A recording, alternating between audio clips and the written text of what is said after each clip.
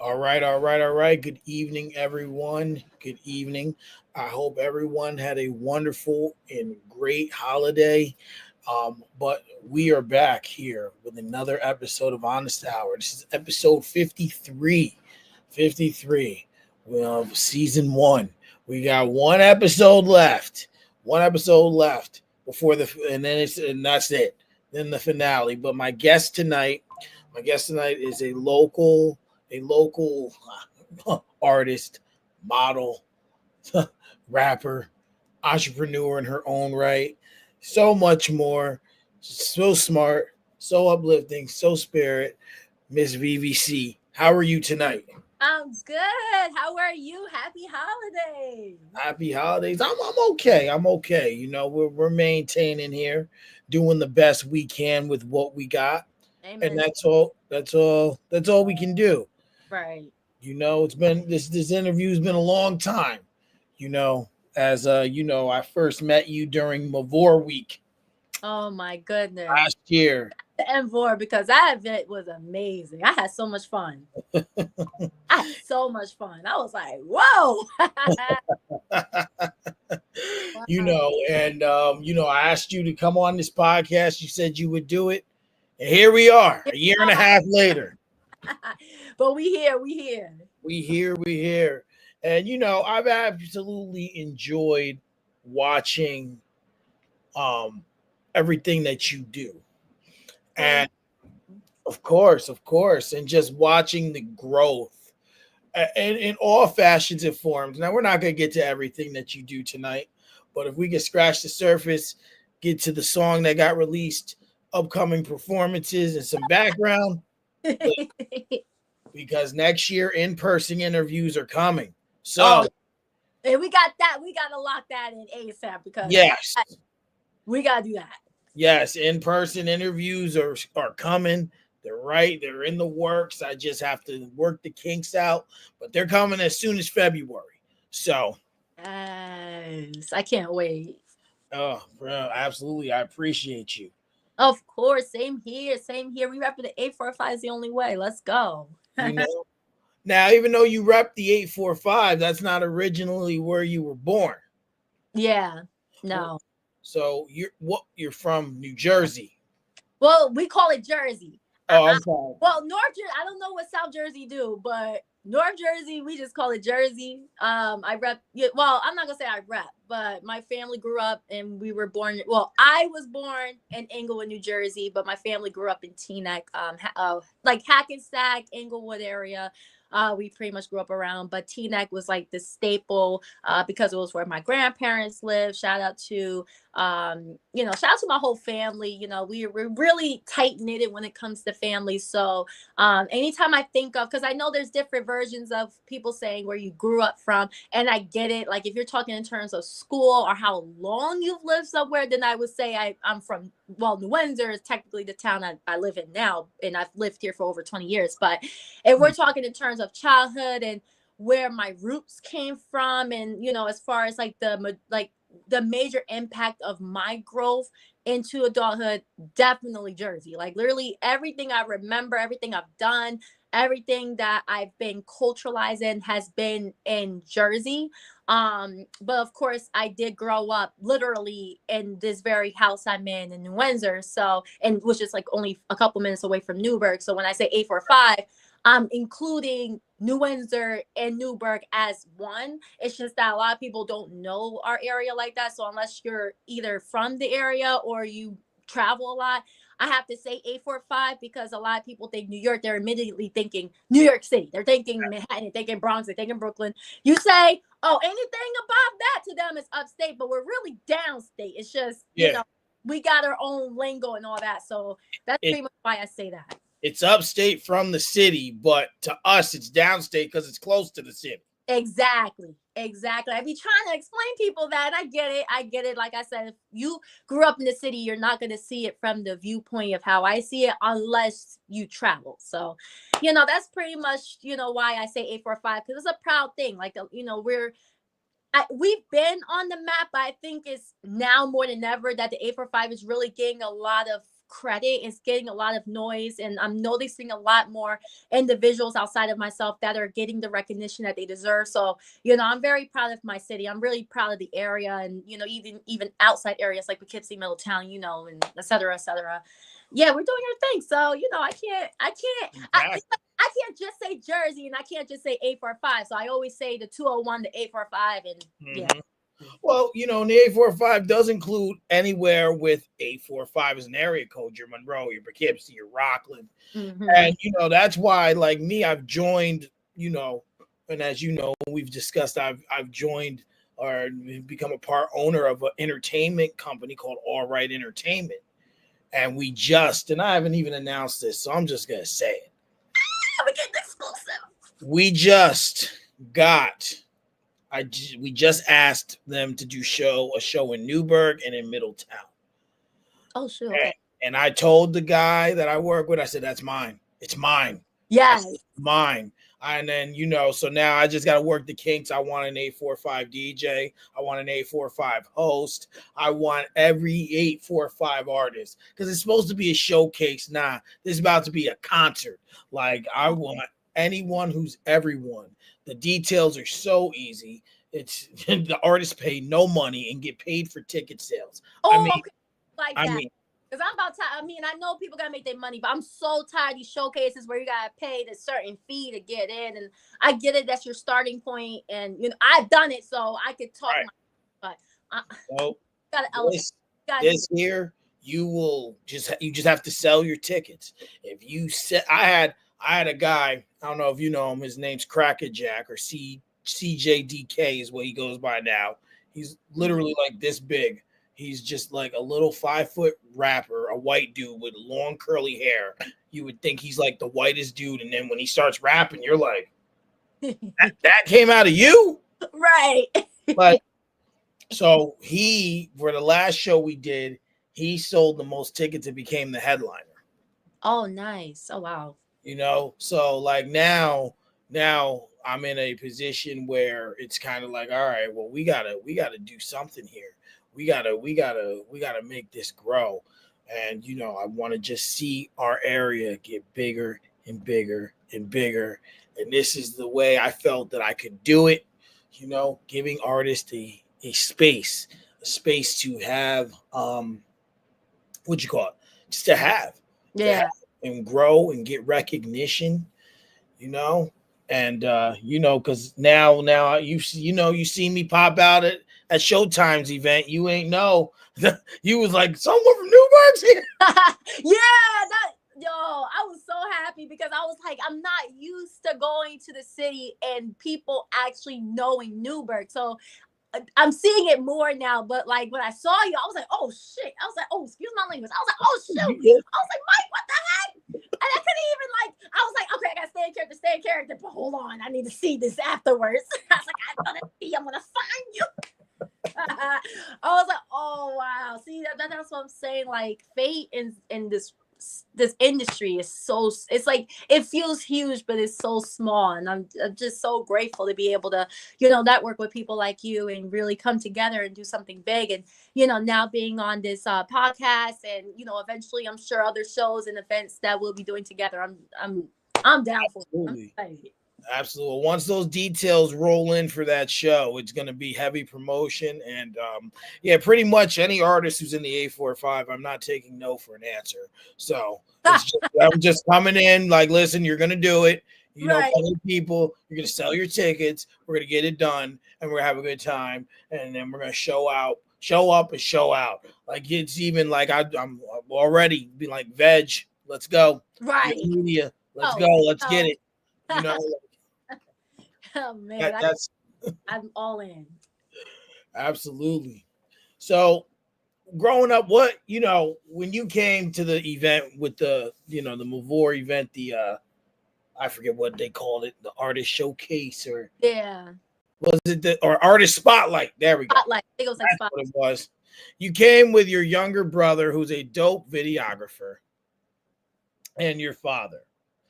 Now, and I know I'm going to mess up these details, but I was watching an interview with you, with someone, can't remember who, but I remember you saying your mother passed away a few years ago. Mm-hmm. Um, what was your family like for you growing up, and and the relationship between you and your family? So if I, because it's a pretty, there's a short answer and then there's a long answer. So the short answer is, I mean, like I said earlier, my family is very tight knitted. But if I were to be more specific, my dad's side of family is my family. Like and not to exclude anyone on my mom's side, because of course I do have family members on my mom's side that I talk to closely as well. But it's a little bit more complicated to break down my mom's side, because unfortunately I didn't get that opportunity to really get as closely connected to my mom's side, with like a few family member exceptions, as I did with my dad's side from both parents, meaning I guess what they call it, paternal mother and paternal father. So my grandma Pauline and my grandfather Willie, both of course rest in peace. On my dad's side, like when I hear other people talk about their childhoods and how they had to deal with different traumas and things like that, I empathize with them on their situations. But I have to honestly say my childhood was lit. Like, I don't even know how to explain it. Okay, let me put it into perspective. So for those who are from the Bronx, I'm gonna put it in comparison. Jersey is like, well, was like the countryside version of the Bronx, and the Bronx, it was like the city version of Jersey. So the reason why I say that is because, well, at least my part. I don't know about all of Jersey, but at least like the Teaneck, Hackensack, Inglewood, like I'm talking about those areas. Like everyone was family with everyone down the block. I can't say that now. With today's generation, with everything going on, this world is crazy. Is always something going on. But back then, it was so different. Like literally, my grandparents' neighbors were like my aunts and my uncles. The kids down the block were literally like my best friends, or like I view them as my cousins. We would literally play kickball in the front yard. I didn't even know what a phone was until I was 11. And even then, so I only used it if I needed to use it for like emergency purposes. But for the most part, the way I grew up was like, for me, it was like a traditional childhood. It was like I was able to go in the playground. My grandmother and my auntie Regina, shout out to Auntie Regina, shout out to, my whole family. But I remembered certain days that they would take me to the park. We'll get certain snacks. I mean, like special snacks, like the Jamaican shrimp. I forgot what that purple drink is called, but the Jamaicans know what I'm talking about. But the purple drink, you know what that purple drink was? I know what you're talking about, but I don't know what it's called. I think it starts with an S. It starts with an S, and I blinked out. But whatever it's called, I remember my aunt put me onto that, and ever since then, I was hooked on Jamaican food, and it was just an experience. Like my dad's side of the family of things, from both my grandmother Pauline's and my grandfather Willie's side, we were like very tight knitted. Now my mom, well, explaining about my mom, her childhood was a bit complicated, to say the least, because for one, her mother was taken away at such a young age. She was only barely 7 when and her name was Mary. Well, her first name was Mary, her middle name was Ann, which is Ann. My middle name is Mary Ann, so they decided to combine her first name and middle name to my middle name. Yeah, my middle name, but they added the E for my middle name, which would then make it Mary Ann. And her last name, her maiden last name was Williams. And because I felt like, because my mother's mother was taken away. When I say taken away, I mean that, taken away, and it was still an unsolved case as far as who did it. And I felt like that robbed her childhood. And she was, because she had one younger sister, full-blooded sister, and then she has one half brother who's still alive, because her and her younger sister are now gone, but she has a half brother who's still alive that shares the same father, different mother. I Okay. don't necessarily call them my grandparents, because we just did not have that connection to bond in that sense.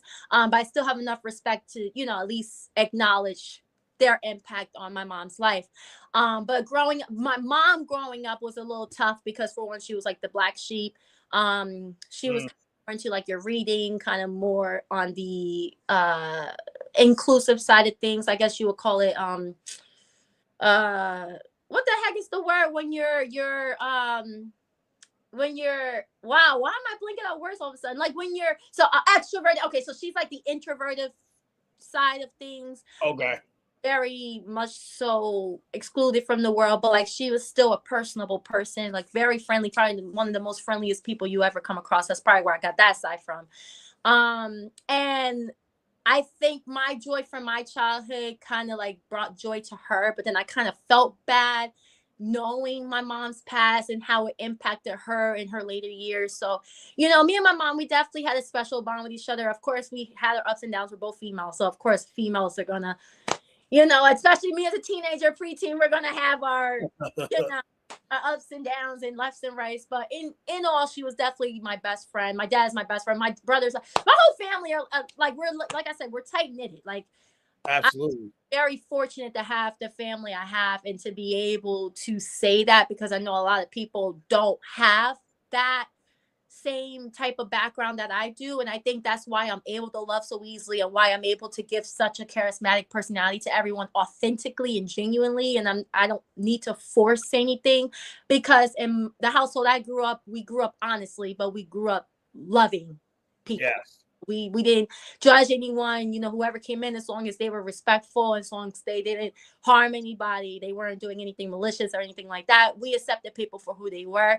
So it was easy for me to just say, like, see you for who you were, and just be me. And if you don't like me, then go. But that's pretty much how I grew up. I mean, we I could write a whole book and like this whole interview. If I were to really break down the family dynamics, we'd be here the whole night. But we'd be here the whole night. Oh, get me into the part two. So part two, you guys would be like, wait, You're like, whoa, wait a minute, we getting too deep now. Like, hold on, Vanessa. We might have to pause and do a commercial break because this is crazy. we're gonna have to have an intermission here. Right. At this point, that's what it's starting to sound like, because I was like, hold on, I might have to pause. Wait a minute. Right. Hold up. But yeah, that's pretty much how I would explain my family. We're definitely close, definitely like this. Yeah. Okay. So growing up, what were some of your interests and hobbies that you did? I was always a creative kid. I found myself, I mean, honestly, anything that I could create, but I found like based off the tapes I found of myself anyways, and all my old records, I always loved songwriting. That was one thing I felt like since I was a kid, like as young as 5. I was always either writing something or recording something. My dad is a DJ, so he had the system, like, I mean, even like the vinyl days of things, not just like today's electronic cables, but like the vinyl days. He would have like this recording set where I'll use the cassette tape recorder thing, and just I don't even know what I was doing. Sometimes I just record whatever was on my mind. A 5-year-old kid, what the heck is a 5-year-old kid thinking in her mind? But I'm over here recording different sounds, playing the piano, just toying around with things like that. But always found myself doing a lot of like artistic stuff. Like I love to draw. I love to I was a cheerleader back then, so down to doing dances and honestly anything that was creative, even some of which I do now, I was doing then. But the main thing I had a whole passion about was acting.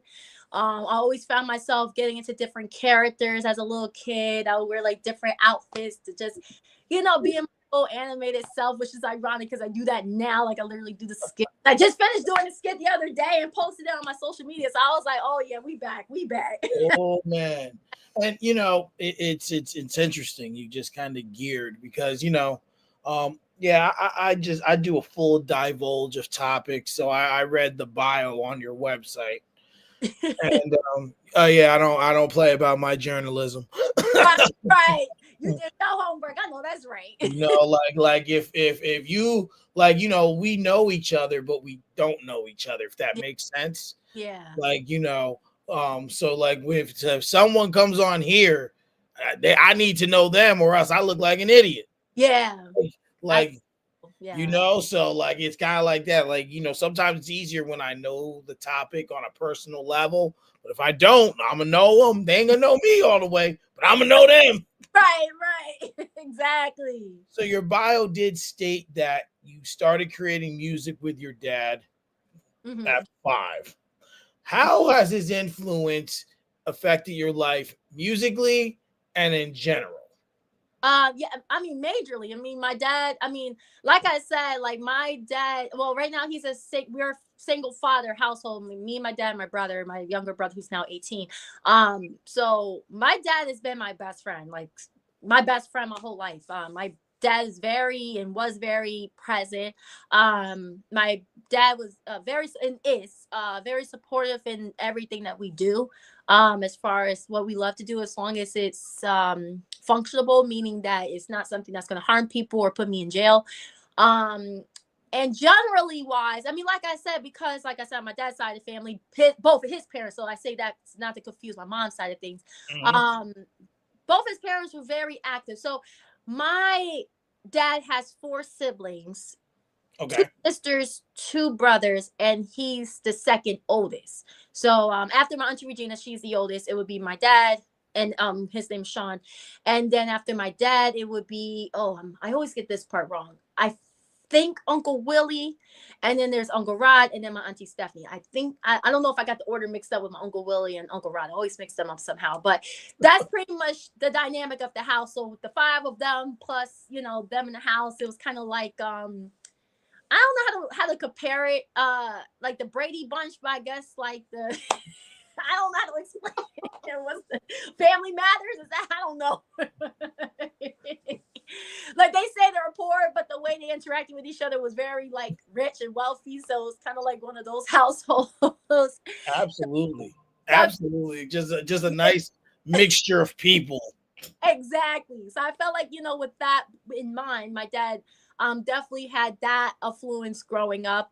So I think with that, it kind of geared with all of us. Once again, we were a type of family. So my dad, we just grew up with love. We grew up with no malice towards each other. So of course my dad Mm-hmm. was very supportive, naturally. And now as far as like the musical side of things go, he actually was in a group back in the late, I'm going to get this wrong, the late 1980s, but he was signed on Mercury Polygram record, with a group called Rockin' G and DJ Sean, with his partners at the time, Reggie and John, who also calls himself Uncle Boogie, which is ironic. I mean, this is not this interview, but Uncle Boogie's nephew is actually another artist from the 845, and he goes by GM or Two Letter King.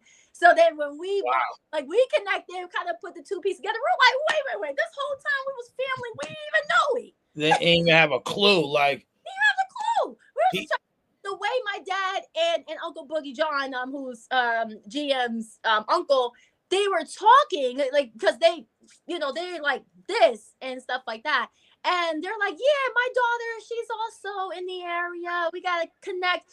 And my dad was like, yeah, John's nephew Jerome. And I was like, okay. Now I'm not connecting Jerome to GM, so because I knew him yeah. as GM and stuff. And they saying Jerome. I was like, okay, cool, okay, that's me.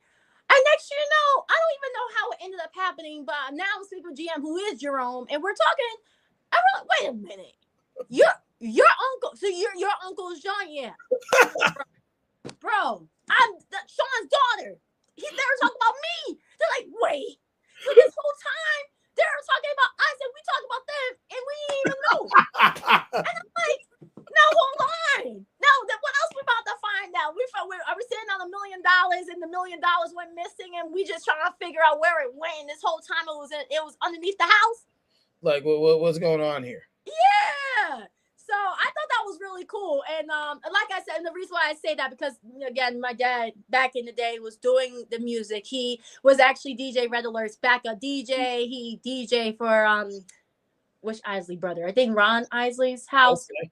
Yeah, he very very knitted in the industry, but unfortunately their management or their manager Winston, he screwed them all up, and unfortunately because of that whole situation, it didn't blow up like how the other artists did. But my dad taught me a lot as far as how the game goes. Definitely made sure that whatever did happen to them didn't happen to me and my brother, and hence why we created our own label called Home Cave Records. Okay. We're at the sweatshirt. My dad gave me this for Christmas, so I had to rep it for the interview because this is my first wearing it. So I was like, okay, let me show it off then. Okay. I ain't even mad at that. And I met him that day, and he's just a really laid back, monotone guy, very supportive. Um, really seems like he's very knowledgeable Yeah. in in the industry, because as I'm starting to learn coming into this world, it's different, because it's kind of like people are cutthroat, and Hmm. I understand that's how you have to be, but there's a way to do things. I'm always mindful that there's a way to do things without having to be cutthroat or a piece of shit. Yeah. There's a right way to do things to get what you want and get what's best for your artist. Some people only want to do what's best for them, Right. and that's not right. We have to change the narrative on that. Right. Right. Agreed. So would you say that growing up you listen to a lot of hip hop and R&B music?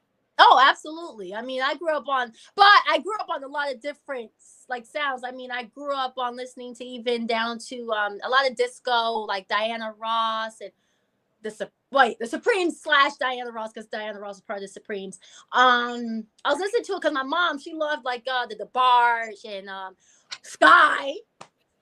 And I'm gonna get into that later because I actually had the opportunity to connect with Ladies of Sky, and we're working on something Right.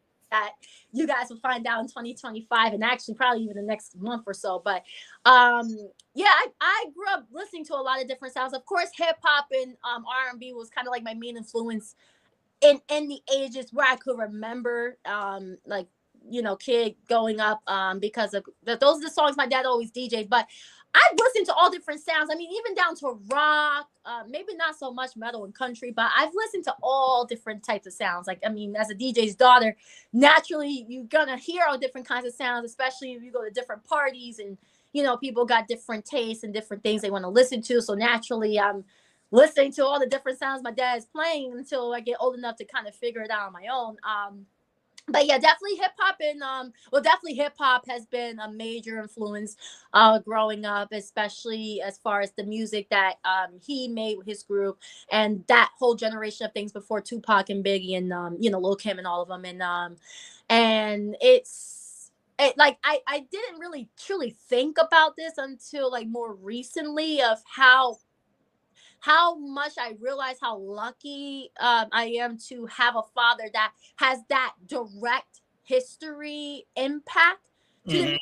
industry. And although a lot of people may not know that, because, like I said, my dad wasn't credentialized in the way that he probably would have been if it wasn't for the management screw up that occurred. But even with that, like just hearing stories and being able to hear it from his point of view instead of watching it from like a TV show where all these other artists tell their story. My dad is part of that history, and he's getting directly because he was there and he was part of it. And just being able to hear it from his end is just, I mean, the stories he has is crazy. Like, if oh my goodness, like I said, if he got on here, the interview's over. At this point, the interview's over. We about to have a whole movie, because that literally the way he be explaining stuff, it's like, what did you not go through at this point? Like, what have you not seen? What is it? Because at this point, I'm like, oh my goodness, he does everything. He does everything, everything, everything. So Hell, sounds like he needs to come on and have a conversation. he do, and he would too, and he would tell you a lot of different things. I couldn't even tell you right now because it's just so much, but it's definitely made a huge impact as far as, at least and me as an artist, but also just in general, just my influence in music is definitely because he's music, like Right.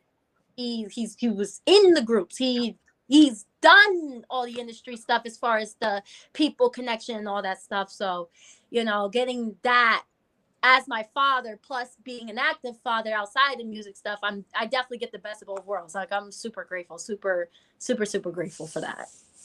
It's a beautiful thing. Beautiful. The Yeah. reason I ask is because I play this game on here. It's called Honest Picks. Okay. And I give you two artists. You tell me which one you like more. It's Okay. just personal preference. There's Right.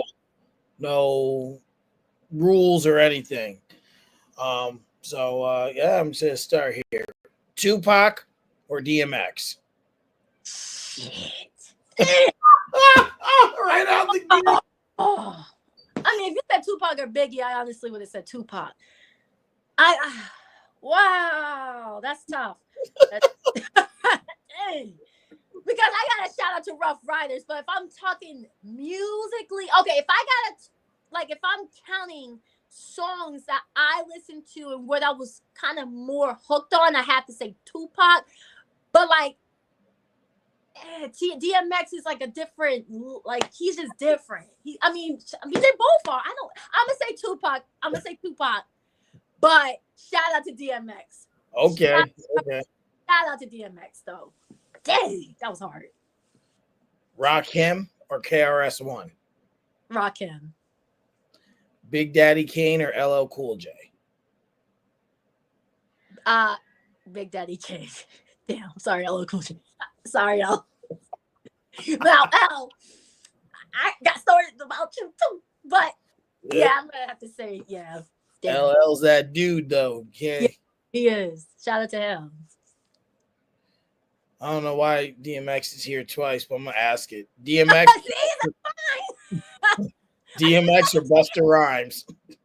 Oh my gosh! Busta too. He gonna get me. Wow. I'm going. Wow, because in my head they're a tiebreaker, but you can say both if you want to say both. I mean, I would say both, but if I had to pick one, I'm gonna have to honestly say Busta. Dang, because you know why? Because the way I grew up listening to music, I listened more to Busta than I did DMX. But once again, DMX is like, he's like literally tiebreaker with them. It's just if I had to pick one, I'm picking the one I listen to more. That's the only reason why I was.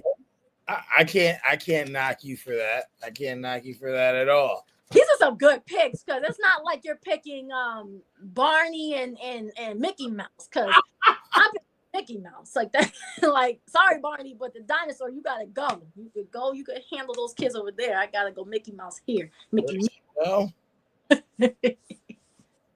Nas or Eminem? Nas. Shout out to Eminem. Andre 3000 or Black Thought? I'm gonna say Andre 3000 just simply because I haven't listened to much Black Thought. If I were to be honest, I've heard of them. It's just I haven't really listened to their music like that.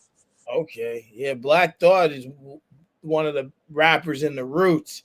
He's just Black Thought something. Yeah. Big Pun or Big L? Big Pun. J. Cole or Kendrick?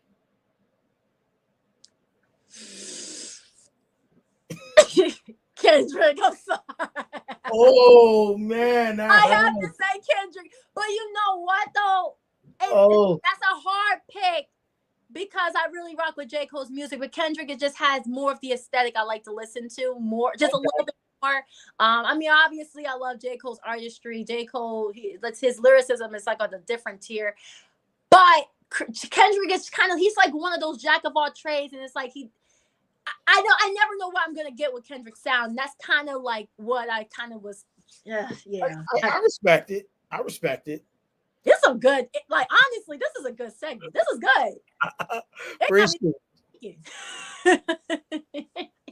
Big Sean or Kanye West? Kanye West. I'm sorry, Big Sean. Kanye West, all the way.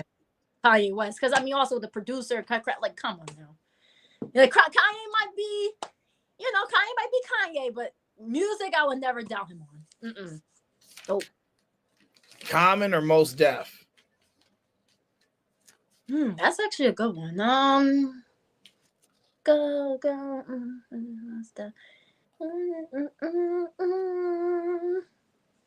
Wow. I'm gonna say Common. Okay. But yeah, I'm gonna say Common. Dang, Mos Def got some hits though. I ain't gonna hold you. Yeah, I'm gonna say Common. Ghostface Killer or Ice Cube? Oh, shout out to both of them. I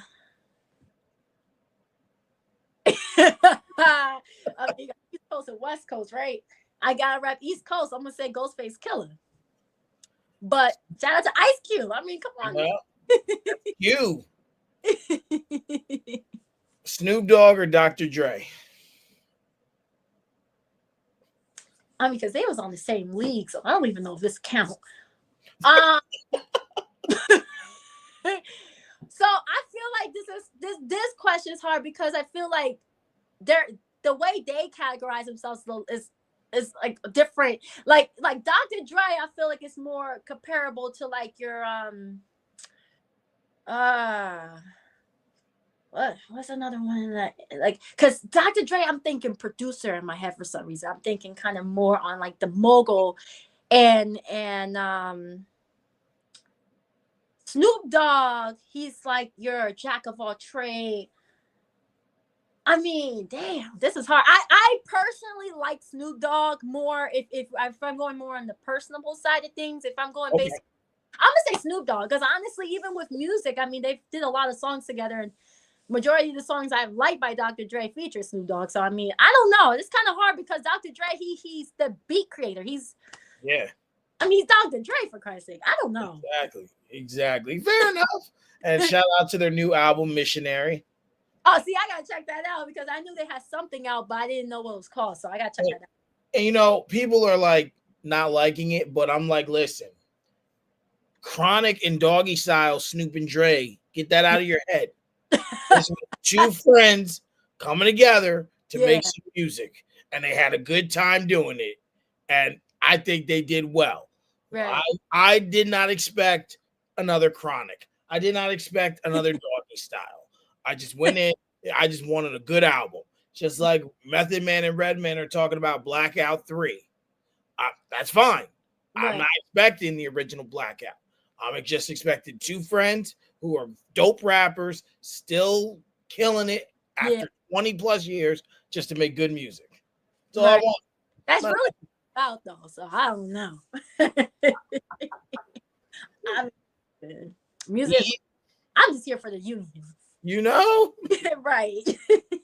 What's the next one? What's the next one? What we got? Eve or Missy Elliott. Eve, Missy Elliott, but I love Eve. I love Eve. I love Eve to death. Missy Elliott. Missy Elliott. Like, put some respect on Missy Elliott. I love Eve though. I love Eve. All right, all right. Lady of Rage or Queen Latifah. Queen Latifah. MC Light or Lauren Hill. Lauryn Hill. But these are some good ones. Lil Kim or Nicki Minaj. Lil Kim, but I love Nicki. Shout out to Nicki. Lil Kim though. That's the blueprint right there. Foxy or Trina. Ooh. Foxy, because she's the blueprint once again. Shout out to Trina though. Rhapsody or Remy Ma. I look too good to be reckless. And I feel good to be repping. I love Remy. I'm gonna say Rhapsody though. Yeah, you know, Rhapsody, like I came across, listen, not for nothing. I've been finding female rappers on accident. And my respect for female rappers and I don't know like if it's just like out of just kind of just it's not like it's like one-sided, but I feel like female rappers don't have the same not don't have don't get the same Like cadence in a way. compared to the men, Yeah. right? Like when you hear people talk about hip hop, the females don't really get as recognized. Mm-mm. But let me tell you something. I found some ones on accident this year, like just going through Instagram. Have you ever heard of a rapper named Ciroc? It's SA-ROC. Mm-mm. I Let got me let me tell you, look her up. yeah, it's a rock. Okay. Find her. Let me tell you, she's got like 11 albums. Like I've listened to 8 Wow. of them within the last 2 weeks. Because I'm just like standing there, like you've been making music since 2014. How have I never heard of you? Right. There's her. There's another one. Her name's Soul Child, and Oh, it's I know Soldier. Soul Child is a good Okay. one. Oh man, there's Samara Cyan is another one. She's real good. Gosh, there was just another one I was just listening to. There's just so and it's just made me have an appreciation more so for female hip hop. Right. Of course, Doshi is dope. Like, Shout you out to know, like there is just so much out there that, and I think it's something that needs to be acknowledged a yeah. little more, which now kind of gives me an epiphany, kind of gives me an idea. I don't know if I can pull it off, Yeah. but but I would love to Mhm. do a type of female event to showcase women, Let's do it. like, and not just hip hop women, R&B, Yeah. soul, like, because even just recently, you know, at that event, where I had seen you, I'm just looking, and let me tell you, Miss Hidden Jewels, oh my God. Oh, I Woo! love her. I love Oh my God. her. Shout Oh out. my oh my God. Love her. And she Like, actually was mentored by Big Daddy Kane too. So yeah, she's definitely one to watch for sure. I reached out. I said, you got to come on here. Yeah, Like I'm listening to her, and I'm just like, oh my God. yeah. Like, Music is good. like, Really. and then I just found another artist in the Manosphere. Queen Jules is her name. Yeah, it's like her too. And yeah, She and always. I I'm love. just like, oh Yeah, man. I think I don't want to ruin it for her though, because I don't know if this was something she announced, but I know she definitely has something coming up next month. So whenever she posts it, make sure y'all check it out because she has a new song. Okay. I had the privilege to listen to it. I'm just saying like this is it's fire, and y'all Okay. gonna be in for a treat. I don't want to say too much. If I want her to announce it, but Okay. yeah, she got some good. Okay. Yeah. I've been listening to like her whatever Wednesday it's called. Yeah, I was yeah, going back and watching them. I'm like, I'm like, man. So the point I'm making is that there's so many, yourself included, like, just so many and powerful women who really understand music. And I think it needs to be showcased. I love just in our area, even, I love Andromeda. Love her. Like, shout out that is my girl, Solea. to Leia. Oh, you it's so know it's all about, just, I think that there needs to be a bigger focus yeah. on female MCs and female singers. Amen. I agree. It's about time we come together and do this. Well, you know what that means. I think after this show we're exchanging phone numbers. We Oh, social media thing's too hard. I like phone numbers. Like, yeah, people think I'm weird for that, but like, it's just like, yo, I like phone numbers. So yeah. easy. I feel Same like classic. more direct, because Classic. even me, I'll see a message on Instagram, right, and I'll be like, oh, okay, and then like you just forget about it. But text messages, you go into your So text messages more, that, so you're like, oh, okay, we can get this. yeah, yeah, definitely. When it comes to business, I'm definitely more on the tech side of things, and I mean that's business. I mean, come on now, Exactly. what if you got hacked? Because I got hacked before on IG, so I'm a little more I mean it's a lot easier to use because everybody's on it, but I get very skeptical with certain business aspects on Instagram because I was hacked in the past, and it's just too much to keep track. And then you get DMs from everybody, so it's like the DMs you get a mix of the BS, you get the mix of group chats, and you get on entertainment. Yeah. I mean, yeah, granted, it's good for some cases, but I, for business purposes, and if you're really close loved ones, text is definitely more preferred for me because I just feel like it's just more concrete. Right. Definitely, everyone got their preference, but yeah, I get what you're saying though. Well, Instagram's got a bigger reach as in terms of finding like people, like, all these people I've recognized and I've noticed, and I've networked with, Yeah, and all that stuff. We just, it's easier because on Instagram you don't have to be their friend always to see what they got going on, right? right. Facebook, you got to be their friend. so Right. you're limited.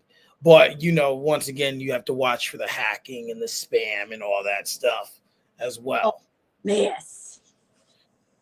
Outcast or A Tribe Called Quest? Tribe. Wow. That's You was ready to go. gosh. Because I have to put respect on Tribe Called Quest. They were on the same label as my dad's group, and also like, what was Like that? Tribe. Boom. You was like Tribe. Wait, what? Yeah, no. I gotta say Find a Way. Sorry, I gotta say Find a Way. All right, fair I'm enough. gonna Find a Way. That's one of their songs, but Tribe Called Quest. But I mean, Outkast, because Andre 3000 is part of Outkast. Hey, Yeah. hey, y'all. Oh. Get it? Hey, y'all. Like, that's my jam. That's like, yeah, no, you can't underestimate Outkast. That's like, but people don't know Andre 3000. Even my dad didn't know that. Andre 3000. I forgot. What was the other member? Big Boy. Right. That's the one I keep forgetting about. But yeah, Big Boy and Andre 3000. Yeah, that. Woo. Yeah, that. Hey, now I feel old. That's crazy. Like I'm done, but just now thinking back, like I remember I was bumping to that when I was 12. That's crazy. EPMD or De La Soul? Oh, hold on. I actually don't know about that one. Going both? Yeah, that one I don't know. I feel like they equally kind of level playing with me on that one. Shout out to both though. The Locks or G Unit? What was the first one? The Locks. Oh, okay, like with Jada Kiss and all of them. Jada Kiss, cause what? The Locks. I mean, shout out to 50 Cent, but the Locks. It's not debatable. The Locks. Is it the Locks or the Lopes? The Locks. The Locks. Okay, yeah. Them. Yup. Jada Kiss is top tier. Sorry, 50. Pete Rock and CL Smooth or Eric B and Rakim? Eric B and Rakim. I'm rooting for Rakim. Sorry.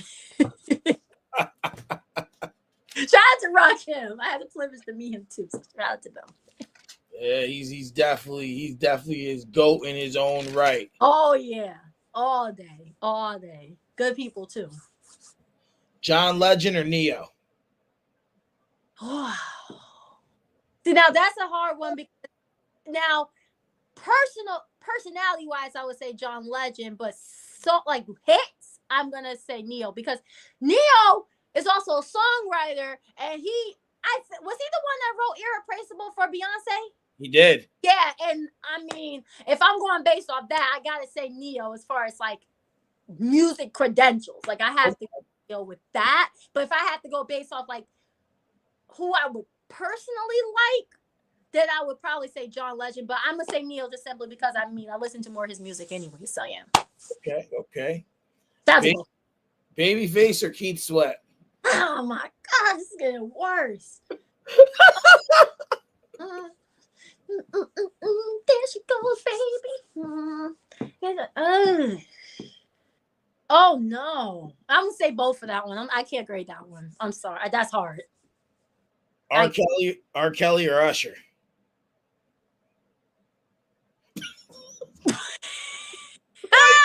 Like that. You just looked at me I'm like gonna say Usher, but see now this is where it gets controversial because obviously we know the whole R. Kelly situation. See, Robert got locked up, right? But yeah. R. Kelly, like the way he shaped R&B music in the industry is just different. Like Trap in the Closet was probably one of the most legendary songs / video movie. I mean, you can't surprise that.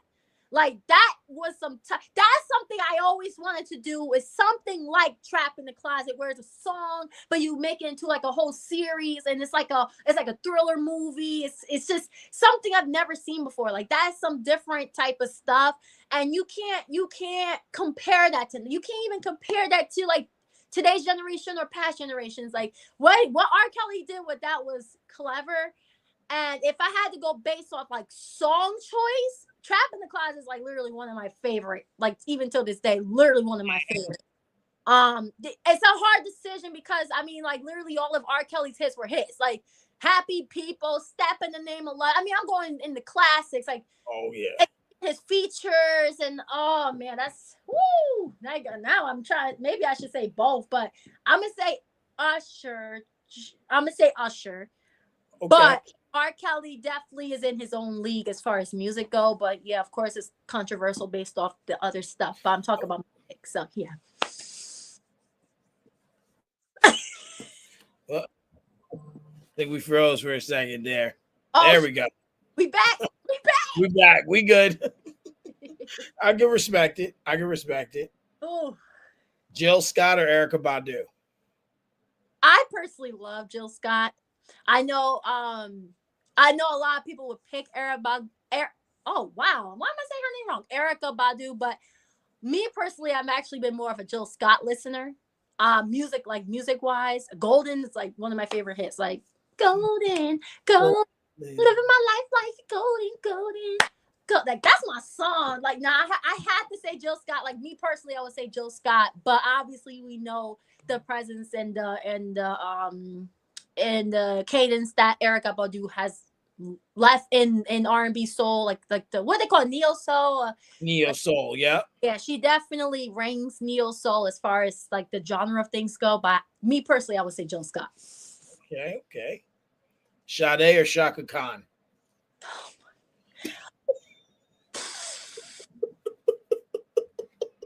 Wow, this is horrible. Oh, we're almost to the end.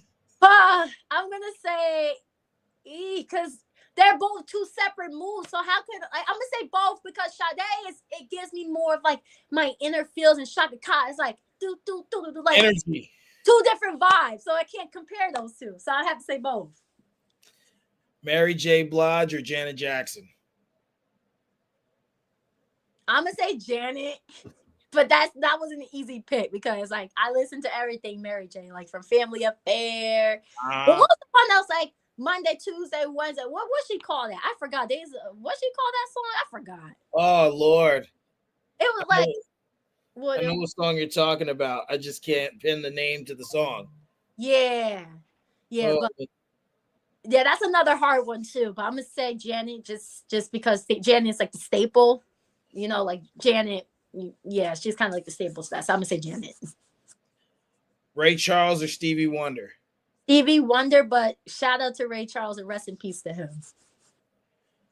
But then again, Ray Charles is the staple as well. It's just I am not as familiar growing up listening to Ray Charles. Obviously, I know of Ray Charles in the movie and hearing about him through my dad and stuff. But it's just Stevie Wonder had more an influence with me growing up than Ray, so that's why I say Stevie. But yeah. Okay. Whitney Houston or Aretha Franklin? Right, Whitney Houston. But shout out to Aretha Franklin. I have to say Whitney. Leo game. Whitney. I know you know what the last one is. Do I? Everyone guesses. Michael Jackson or Prince? Michael Jackson. No offense to Prince. Wait. Shout out to Prince, but I mean, like that's crazy. Michael Jackson. No offense, Prince. Dang. Sorry, Prince. Michael Jackson. That's almost like saying Mariah Carey and I mean, I don't know, because I don't want to down anybody. That's like saying me and Mariah Carey, like come on, stop playing with me. I appreciate y'all for doing that, but let's not be delusional now. Let's get into what it is. Like, let's keep it real. Right. Exactly. Well, that was a good game. I like that. We gotta do that more. But those choices was hard. I had Hood Soul on here, right? And I asked him Biggie or Tupac, and his head almost exploded. That was the first one. I'm like, bro, this is the generic one. So for him, I had like 30 of them written down. Yeah. So like typically I don't do them all. So I was like, we're doing them all. Yeah, I'm like, if you did say Biggie and Tupac for me, I would say Tupac, but East Coast we rap. But I was growing up listening to Tupac. I mean, they died when I was born though. So I kind of had to go back in time to kind of learn all of what happened. But yeah, I was definitely more of a Tupac fan. Like if Tupac and Biggie, like if I was alive during that time, I probably would have found myself being more of a Tupac fan. But Yeah, I rep East Coast, so that's it. Got to do it. Period. So I also read that you tried out to be in the Lion King. What? How'd you read that? Oh my gosh, I don't even be talking about that. That's crazy. Wait, that was on my thing too. Oh wow. She said, "How'd you read Oh, that?" I'm going way back. Wow. Oh my god, I remember when my grandma. Because I was one of the that whole. Okay, so first of all, I think I was either 7 or 8 when I did the tryouts for the Lion King on Broadway. So I don't know what year that was, but I was 7 or 8. It had to be like 2004-ish, like somewhere in there. And I remember that there was, first of all, it was cold. So it had to be somewhere between January, February, because it was so cold outside. My hands was freezing more than it is now. And I remember we were waiting, and when I say we, I mean me and my family, we were waiting in line for hours just to get inside where they had a long line inside, going up the stairs to then go into the main room where they were kind of doing the tryout thing, to then have us in the waiting room to break it down from there as far as who they want to see in the next room for the second round. That whole process was crazy. Like I met some good people outside, like when we were waiting and stuff. Yeah. But that whole experience was definitely it was definitely interesting. It was definitely one of those situations where I was kind of just doing it just for the heck of it. It wasn't nothing I was really I mean, everything I do anyways, I don't expect to get. But as a child, it kind of just took me just to be like, okay, let's just do it just to say you did it. You know, it wasn't really me actually wanting to be, because I was playing Simba, like I was doing the trials for Simba, and I wouldn't necessarily say I was the best singer, but I definitely had the energy, and I guess because I was a soprano, so I had that right pitch for Simba. So I'm cutting this story short, because if I gave you the long version it was a lot that happened that day. But the long story short, after a couple hours of waiting, I finally got into the tryout room where they did the first round and kind of broke up the group based off the characters, and I had my number. I forgot what number I was wearing for playing Simba, and we were in this big circle. Like it was like, oh, I've never seen a circle so huge. Maybe it was an oval actually. Like literally, in this room was like, I don't even know how to compare it, but this room was so big. It was like 3 times the size of my house. The room was so big, you could run a mile and back, and you could call that a workout. It was so big. I'd never seen a circle so big. I never thought it would get to me. I was like, they're never gonna get to me, because this circle had like 200. It could fit 200 people in a circle. I felt like it was at least a good 200 of us. I'm telling you, that line was long. So I was not surprised that it was gonna be like a big room of people, but I didn't expect it to be that big. But we did the first round. We did the part where it's like, everybody look left, like everybody look good, everybody look good, I'm standing in the spotlight, and and all that good stuff.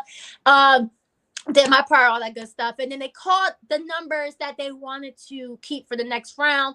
Those that they didn't call, of course, they got dismissed, and they called my number. So they called my number. They said, okay, we're gonna maintain you guys in this room for the second round of things. In the meantime, we're gonna have you in the waiting side. I guess they had like the waiting side of the room or whatever the case may be. So I was on the waiting side, and so my family's still on the other side, not knowing what's going on and stuff like that. And then they moved us back once they cleared out, I guess, those that got dismissed, to do the second round, because they had different rooms to do different trials. So it wasn't just like all of us in that one room. They kind of broke it up in others, but whatever my group was in this room. And we did the second round, and we did the same thing that we did for the first round. Except now this time we have a smaller circle. Obviously, half of us got deleted. So now instead of being like 200, it was 100. I don't know if that was how many of us, but it felt like that. Right. Long story short, I made it through the second round as well. And the second round had at least a good 15 of us. So we went from like downsizing like 200 to 100. And then like we cut it like 1/5 into like 15. And I was the top 15. And I was like, okay. Like, all right. Like, first round, so I'm lit. So then they said, okay, we're gonna take a quick break or whatever. So that I went to the room with my family, and of course I'm telling them like, oh my god, top 15. Yeah, I'm a finalist. I'm one of the finalists. Da, da, da, da, da, da, da. And then we get into the third round. Of course, we're doing it again. But now they're becoming a little bit more selective as far as what they're really looking for the character for Simba. And now they're kind of getting more into like the characteristics and the looks. Now, I was a tall girl. Now, I'm average. I'm what you would call average now. But back then, I was tall. I was considered a tall height. And that's why I think I shrunk. But that's besides the point. So, you know, because I definitely was taller than everyone, and now all of a sudden I'm looking up to them. I went from looking down and looking up, and I said, "How, Sway? How?" Houseway. I was like, I couldn't have been 5'8" before, but I definitely was taller than y'all, and now I feel short. That's weird, interesting. But so we did the singing for the top 15, or at least I think it was it was the top 15 round, and I did the Simba part, da da da da. And I made it into the final round, which was the top 5. Nice.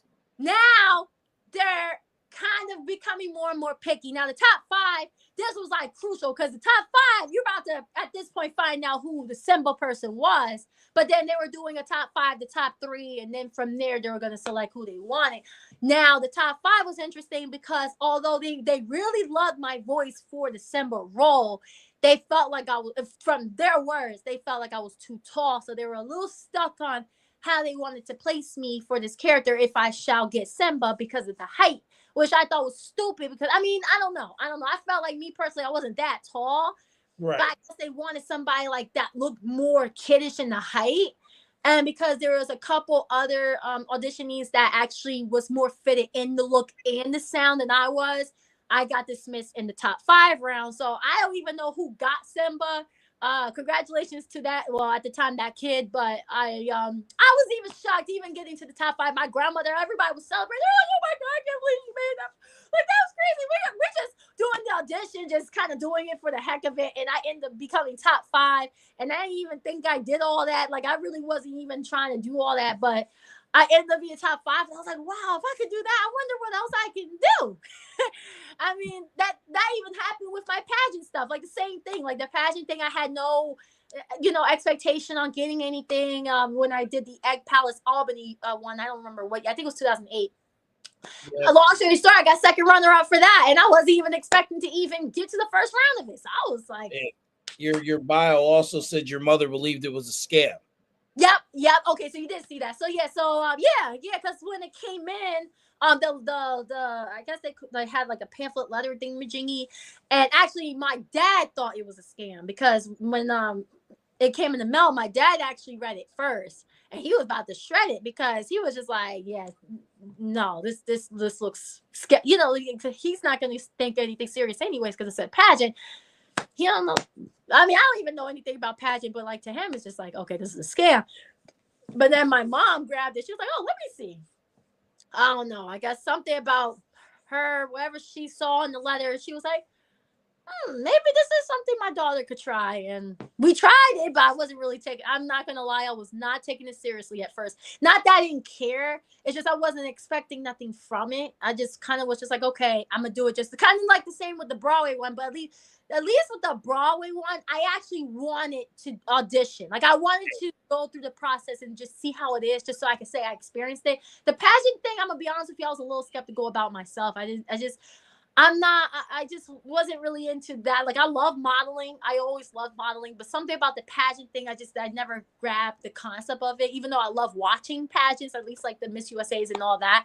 It's just for the pageant, for me, I just felt like I was too improper to do pageantry and trying to morph myself into that. I felt like it was going to be a challenge, but surprisingly when we did, well, at least when we had the meeting for it, and then they talked about the process about it before we even did the process. I was like, okay, maybe I can actually do this. They were teaching us like the pageants that I can't do it right now, but it was like the 1-2 pivot, 1-2 pivot, and then the wave and the other. Yeah, it was definitely an experience, but just like the Broadway, it was like thousands of girls. Like, I mean, I'm not talking hundreds, I'm talking thousands. So I'm not for thinking one that part? it's. I don't know how. I'm like, that's why I was like, that's why my dad thought it was a scam, because it's like, okay, all these girls, no offense, Vanessa, no offense. These are thousands of girls, predominantly non-color. And I mean, I'm like, so like at the time, I was kind of considered your brown skin girl. Like it was so different in those times. So Absolutely. definitely, it would definitely highlight a colorism issue today. But back then, it was just, it was one of those that they didn't really necessarily pay attention to at the time. So I definitely kind of felt like I stood out, but not in the way I wanted to. So I already in my mind, I was like, I'm not gonna get it. I'm just gonna do this just like the Broadway thing for the experience and see where this goes. But I'm not really thinking much of it. Well, long story short, we did the meeting. Then we did the beginning process where they grouped us because they had different divisions based on the age. They had I was Miss Preteen. I forgot what they had teen. They had the adult one, and then they had the I forgot what they called the younger one. I forgot. But I was the preteen category. In my category, there was literally like 1,000 girls. Like it was 1,000 of each division. So it was 4,000 girls all together. 4 divisions. Break it up into 4. You got 1,000. And now, again, just like the Broadway one, you're doing it in different rounds. So again, I'm not expecting to even be picked in any of these rounds, but I'm going to just do it, right? So everybody had to do the same little pivot thing. Do. So I did all that. I don't know how this happened, but I ended up becoming, I think it was top 20, top 10, and then it was top, because there was 3 different rounds. It was 3 different rounds, and I think top 10 was the last one, actually. So there was a top 10, there was a top 20, and maybe I didn't really remember what happened in the first round. I'm gonna be honest with you. It was so much happening. But anyways, I'm gonna skip to the top 20. So the top 20. Okay. I was number 79. Remember this, because I'll never forget 79 now. That was my number, 79. Yep. And I think in the top 20 round, they were asking us like generic questions. It was kind of like, what question? It was like a generic question, because I remember what the question was for top 10. I don't remember top 20, but it was like a generic question. And then we did like, kind of like not a talent segment, but like wearing the outfit, because I was a cheerleader. So I wore a cheerleading outfit, and then we just model in the outfit that we're showing as far as what we do. Yeah. Actually doing the talent. We're a cheerleader for 7 years. Yeah, exactly. So I was kind of modeling into that. And then I made it through as far as the top 20 goes. I don't remember what it was a very generic question that I think everybody had. But anyway, so we get into top 10. Now, I'm the only, there's one other culturally ambiguous girl, but I don't know if she was like half black, half white. But I'm the only black girl as far as like ethnicity wise goes. And I'm already like shaking boots, because I'm like, oh my gosh, there's no way I'm gonna make it. I'm like, I made it this far. I don't even know how I made this far. Like, my parents are shocked. They're in the crowd. They're like, oh my God, my daughter made it to the top 10. Oh my God. My dad is explaining it to me after the fact. But during the fact, he's like, oh my gosh, I can't believe my daughter is up there. Now, I don't know he's reacting this way because he's in the crowd. I don't see nobody. But he's telling me this after the fact. So that's why I'm saying it now, so that you get like the full scope. Yeah. He's like, oh my gosh, to think that this was a scam. My daughter's the top 10. She's in the top 10. So I remember my question. They said, if you had 24 hours left to live on this earth, who would you spend it with and why? And I said, my dad, my mom, and my brother, because if it wasn't for them, I would not be here. And I think the way I worded it, everybody's like, oh my gosh. No. Yeah, because I was like, I didn't say that. I didn't say it like that. I was like, my dad, my mom, and my brother, because they're my family, and without them, I wouldn't know who I would be. That's what I said. So then everybody was like, oh my gosh. Oh my God. I don't know. I mean, that came from my heart, but I didn't think it was enough for everybody to be reacting like that. But I was happy. I was like, yeah. Like, okay. I'll do that. Because there was a few other girls that was part of the top turned out to have some good questions, but I kind of was just tunnel vision with mine. I was so nervous. I didn't want to like mess up mine. So I wasn't really paying attention to some of the other girls until I went. So the girls that went after me, then I was kind of like listening. But yeah, anyways, they started announcing the top five. And they called my number the second that they called. I was the second person that got called. I remember this. They said number 79, Vanessa Chim. I was like, like, I was, somebody. I was like, oh my God. Okay, yeah. So now we announced the top five. So I'm part of the top five. And of course, we took our picture, right? Now they're about to break down the runners. So they had the fourth runner-up, which will be fifth place, the third runner-up, which will be second place, second runner-up, which was third place, first runner-up, second place, and then you had the winner. So in case those that got confused, that's pretty much how they did it. So they named their fifth place, which was the fourth runner-up, was not me. I think her name was Dominique. I think she had the fifth place. I remember her. She was not cool. Then we had the third runner-up, I think, was Quinn. And no, actually, she was first runner-up. I forgot. Oh, Lauren was third runner-up. And the second runner-up was me. So I got third place. I was shocked I even placed. So third runner-up, I was like, okay. Because I was just like, all right now. Okay, and then they said second runner-up, Vanessa Chim. I was like, oh, shoot. Okay. I did it. I placed. You know what I'm saying? I was so hyped. I was like, wow, I wasn't expecting that. Then, of course, they had first runner-up, which was second place, my girl Quinn.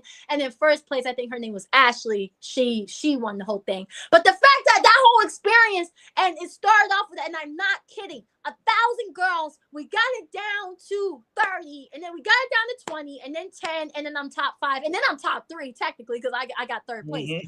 So it was just crazy.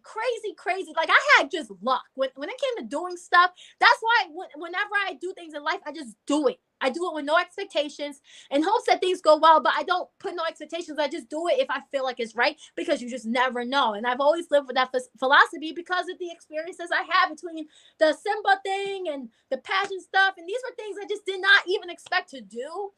But absolutely. I honestly think those experiences led me to where I am now, because if I didn't do all of that, I don't know. I honestly don't know. But I was so grateful for those experiences, because I think it shaped who I am today. So yeah, it's just a lot. Absolutely. Woo! And I think, it also led to the, I'm going to kind of group this here, but it led to you being very charismatic. And even things across winning Best Featured Actress. Then also you winning an award for an essay you wrote on being a visionary. Mm-hmm. You had a lot of success in school, a lot of A's, a lot of B's. Yeah. And achieved a bachelor's degree in media arts and communications. I'm still working on that, though. I'm still working. Technically, I would have got it because the financial aid. This was the LIU degree that we were talking about. Yeah, the financial aid had all my stuff all messed up, because then otherwise I would have definitely got my bachelor's 10 years. Oh no, not 10 years, like 7 years ago. But I'm actually still working on that. But I'm doing it through SUNY now, and I'm actually doing it in the bachelor's master's joint thing versus how I was initially doing it. But yeah, you hit that right in the nail. You see, I told you, I just use what the internet gives me. Whatever is provided, it's there. And you did that all through. It also said broken friendships, isolation, things of that nature. Those are really hard things to go through.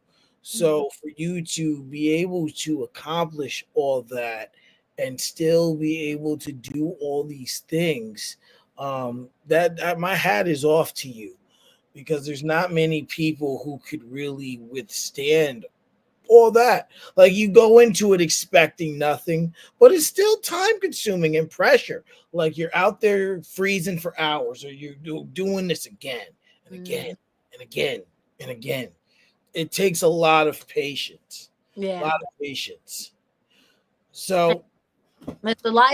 It's really based off your dedication and most importantly, determination. Like if you're not determined to do it, it's not going to get done. But if you're determined to do it, it's going to get done when it needs to be done. It's just a matter of timing. But I've definitely always been the type to go for what I wanted, even if I knew it was going to be hard. And despite whatever adversities I had to face going through that, I knew that if I wanted it, and I was determined enough to get it, and I knew it was going to benefit me in the end, I wasn't going to quit until I got it. So I always live, and I still do, live by that philosophy. I always believe that when you are determined to do something, you're never going to quit and never give up, despite how many bad days you have to get through. I mean, even down to my mother's death in 2021. Um, I always thought in the past that if I ever, lost a parent and things like that, I would just give up on everything. So when I lost my mother, it was just the irony that it did the complete opposite for me, and I actually wanted to go 10 times harder than I already was, not just to get my mind off of it, but because it actually it motivated me to go harder, because I knew at that point we don't know how much time we have here on this earth. We got to make the most and do the most based off what we can, and doing it with purpose. And my mom's death, and God, not that I, it's I knew you were going to say purpose. I felt it. I said, "Oh, it's coming. It's coming. yeah, it's true. Yeah, yeah, Coming." with purpose. And her death has been like that strong reminder for me, which ironically was when I went back to school, which I still am in right now. And I'm thankful that the impact of her death didn't hinder my success, and it actually caused my success to be where it is now. And yeah, it's definitely one of those bittersweet things. Of course, no one wants to lose a parent, but her death has impacted me in a very, very, very special way, because it's led me to where I am now. And it gave me purpose. It gave me multiple purposes actually, but it definitely is why I'm here now, because it gave me something that it was worth fighting for. So yeah, shout out to that. Absolutely. You know, I say that because I knew that was coming. That word spends really means a lot to me because the basis of this show is off of that word. I had a friend who died in 2020, Naj Murph. Yeah, nah, shout out to Ma. I actually got a chance to know him too. He was so cool. And I remember that like for some reason I always when I tell the story, it's 2012. That year just sticks out of my head. But maybe it was a little earlier. I had like when Facebook like kind of started becoming a thing, I Yeah. had posted a suicide status up. And then I was like 30 seconds went by, I deleted it. Okay. Phone rings. And then it's him. I'm like, yo, he goes, yo, I seen that. And I was like, man, what you talking about? He goes, nah, bro, don't play me. I seen that. And I was like, I'm like, all right, what's up? He's like, man, he goes, listen, you ain't allowed to take your life. He goes, you haven't fulfilled your purpose yet. Yeah. You haven't found your purpose yet and fulfilled it. He said, I don't know what that is. You don't know what that is. You can find it in a year. You can find it in a week, a year, 5 years, 10 years. And conveniently, about 10 years later, I found it. Um, Um, which is like what this show is about. And you're like I said, you're episode 53. you know, 53. That's I you know. know, I've interviewed Andromeda twice and I've interviewed Remedy Love 3 times. Yeah. So you are guest like 49 technically. Wow. Yeah. So it's been quite the ride, Yeah. quite the ride. Oh my goodness. But yeah, that's the basis. So when I said, "Oh, she's gonna say purpose," I know it's coming. It came. And I was like, I knew it. I felt it in my blood. It was coming. Right. Nah, but that like no, because I mean it's true. It's like when you do things with purpose, it kind of guides itself. And then when you, well, I guess if you're lucky enough to find it early, then you do it. But even when you're not able to find it, sometimes it just kind of just guides itself, and it takes an experience, and sometimes unfortunately death, to realize what your purpose is. Because you don't, some people, I mean, like, I kind of knew what I wanted to do, but I didn't really know my purpose. Like, I kind of just loved being creative. I just loved it. But why? I don't know. I just loved it. Now I'm like, okay, it's for my family. I love it because it connects people, and it brings a humanitarian side of me. I want to be able to help others. I want to be able to create things like Blame Boss Organization, which I'm actually still building today, actually. To Okay. connect to the youth, and let them know that, hey, you could be successful as a creative. You don't have to work a 9 to 5 and just be a doctor or be a lawyer or be a, like a standard job to be somebody. Like, you can make an impact to for however whoever you want to be, but at least on the creative side, I can give those resources and be a source or a bridge to connect to where you feel like you best fit, and then lead on from there. So that experience kind of led me to be like, you know what, I think this is what I want to do. At least this is how I want to do it. And that's pretty much my purpose. But yeah, it definitely teaches you a lot, and I'm grateful that I was able to find that. But yeah, it's definitely. Oh no! Wait! Ah! Oh, Oh no! oh Lord, what's going on over there? Ooh, I should have moved the umbrella on my own. Snap, my bad, y'all. See this chair? Yeah, I was trying to be all fancy, and look what's gonna happen. Umbrella and shoe falling. Oh shoot! All right, I'm back. I hope when I like when I put up clips later, because I put up clips of episodes, and it in the app I use, it picks the clips. I don't do nothing. I just put the video in, hit edit, and then it picks the clips.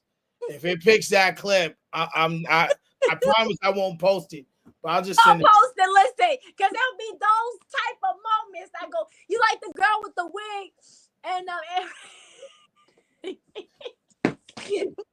She done fell out her chair and during the interview, like she just umbrella fell on her. Like, oh my god. actually, those are the moments that go viral. So maybe we'll both be viral. An interview where the umbrella fell on Vivi and she didn't know what the heck was going on. She didn't have a clue. She was gone. Like, just like, oh yeah, like yeah. My wife will come on. How the interview go? Went good to my guest hospitalized herself. Number 53. 53 will be unforgettable. That's for sure. Shit. So It's like I wanna touch base on your music and try to get into your modeling here.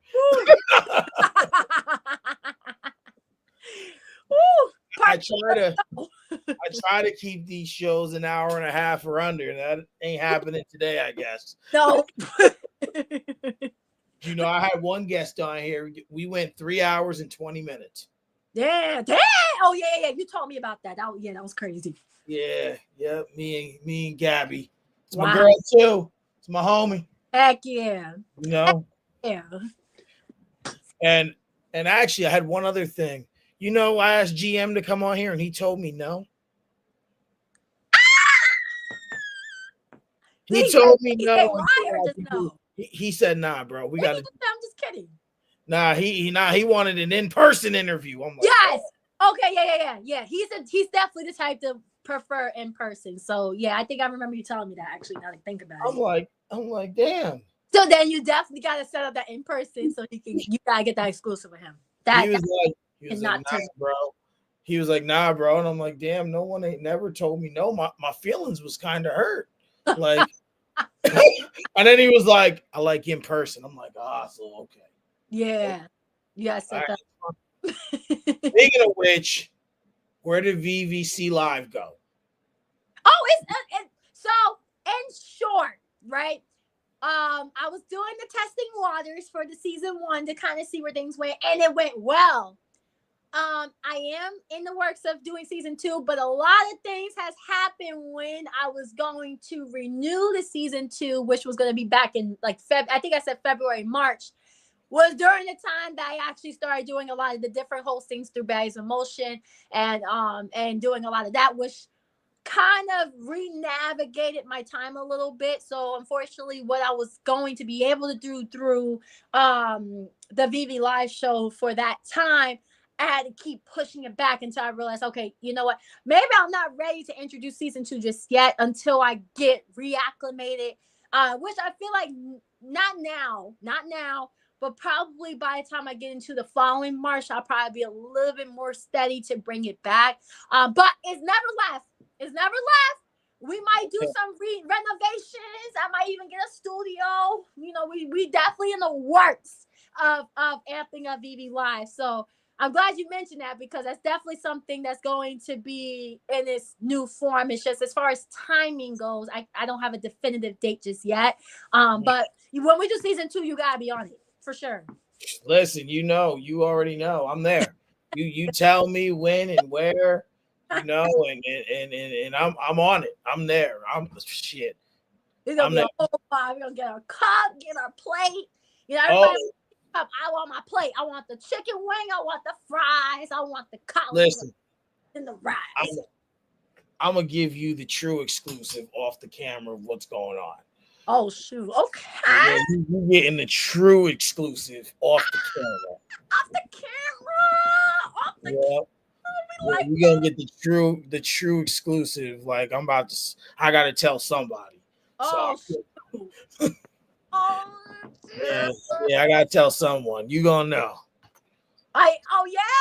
Yeah. I'm gonna spill it all of what's about to happen. It's I can't even wait. I like it's about to be legit. Like 2025 is about to start off with a bang. Oh shoot! Well, we know that. Home run. What you about to say? So your music. Yeah. Shout out to your new single. I just listened to it but forgot the name. Pume. Shout out to that upbeat track, straight heat, fire. Makes little. I've got that jersey and whatnot. You know what I'm saying?